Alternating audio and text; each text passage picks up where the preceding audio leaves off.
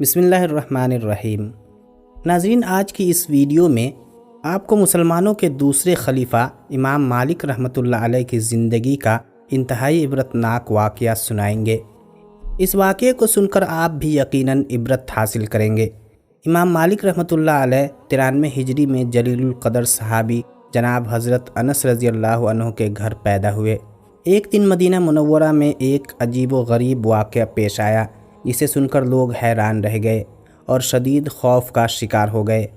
بات کچھ اس طرح تھی کہ مدینہ منورہ میں ایک عورت کا انتقال ہو گیا۔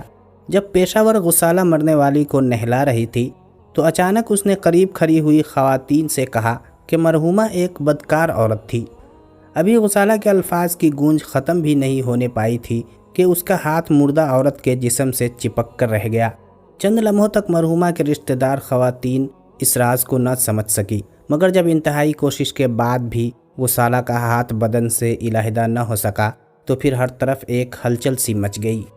حاضرین نے اپنی آنکھوں سے بڑے بڑے حیرت ناک مناظر دیکھے تھے، مگر یہ واقعہ ان سب سے جدا تھا۔ لوگ جنازے کو بھول کر غسالہ کی جانب دیکھنے لگے جس کے چہرے پر وحشت برس رہی تھی۔ اس ذیل میں تمام بڑے علماء کرام سے رجوع کیا گیا، مگر کوئی ایک شخص بھی اس عجیب و غریب مسئلے کا حل نہیں کر سکا۔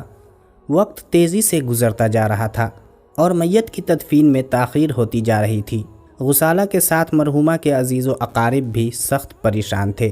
سب کے ذہنوں میں ایک ہی سوال تھا کہ اگر غسالہ کا ہاتھ الگ نہ ہو سکا تو پھر جنازے کو کس طرح دفن کیا جا سکے گا۔ تمام چہرے استغفار کی ایک علامت بن کر رہ گئے تھے، مگر وہاں ان کے سوالوں کا جواب دینے والا کوئی موجود نہ تھا۔ یہ منظر دیکھ کر بعض لوگوں کے ذہن اس قدر منتشر ہو گئے کہ وہ غسالہ کا ہاتھ کاٹنے کی تجویز پیش کرنے لگے۔ اب صرف اسی طرح میت کی تدفین ممکن تھی۔ متعلقہ افراد کے حلقے میں یہ تجویز زیر بحث آئی تو اپنے لرزہ خیز انجام کو قریب دیکھ کر غسالہ زار و قطار رونے لگی۔ جب صورتحال پر کسی طرح بھی قابو نہ پایا جا سکا تو انسانی ہجوم سے ایک آواز ابھری، کیا تم لوگوں نے اس سلسلے میں امام مالک بن انس رضی اللہ عنہ سے رجوع کر لیا، جن کی عمر فقہ کے مسائل حل کرتے کرتے گزر گئی؟ وہ بھی کوئی جواب نہ دے سکے۔ تو پھر ایک نوجوان کے ذہن کی آزمائش کیا معنی رکھتی ہے؟ کہنے والے نے دوبارہ کہا، عقل عمر کے پیمانے سے معتبر نہیں ہوتی۔ کیا عجب ہے کہ وہ نوجوان فقیہ تمہاری ساری الجھنوں کو دور کر دے۔ مجمع خاموش ہو گیا۔ اس شخص کی بات تسلیم کی گئی۔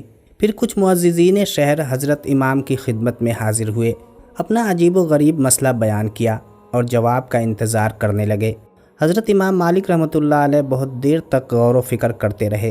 پھر فرمایا، غسالہ نے مرحومہ کو یقیناً کوئی ایسا آزار پہنچایا ہے جسے خدا پسند نہیں کرتا۔ دریافت کرو کہ مرحومہ کے ساتھ اس کا سلوک کیسا تھا۔ یہ وہ عذاب ہے جسے قدرت دنیا میں ظاہر کرنا چاہتی ہے۔